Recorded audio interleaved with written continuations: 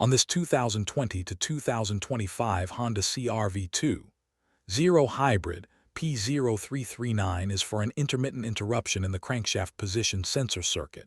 In plain terms, the PCM may be seeing the crank signal drop out, or seeing crank pulses that do not line up with what it expects.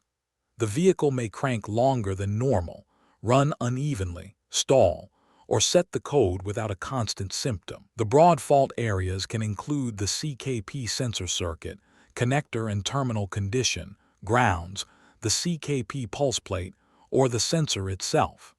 The key is to confirm the fault first, then work through the circuit and mechanical checks in order. Before troubleshooting, review the basic troubleshooting approach for this system, so the test plan is clear before chasing an intermittent crank signal.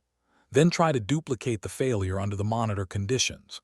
Enter maintenance mode, start the engine, and let it idle for 10 seconds or more.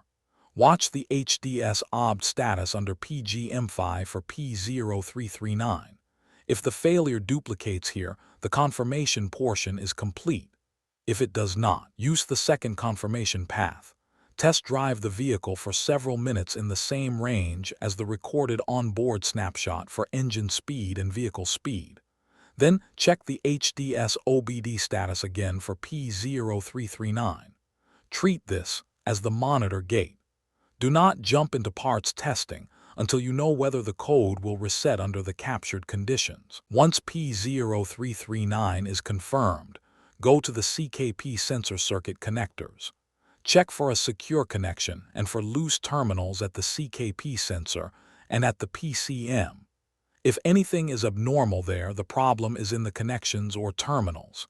If the connectors and terminals are okay, keep moving in order. Next, check the connectors for secure connection and loose terminals at the engine ground and body ground. The expected result is that the connections and terminals are okay. If this inspection is abnormal, the fault is in the connection or terminal condition at that ground point. If the circuit connection checks are normal, move to the CKP pulse plate inspection. Remove the CKP sensor so the pulse plate can be inspected. Look for looseness or damage.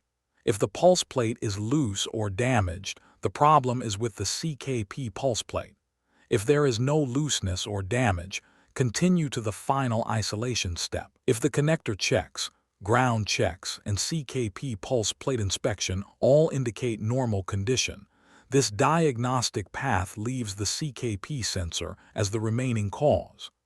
At that point, the fault has been isolated to the CKP sensor based on the earlier normal inspection results. After the found fault area is corrected, keep verification separate from the inspection work.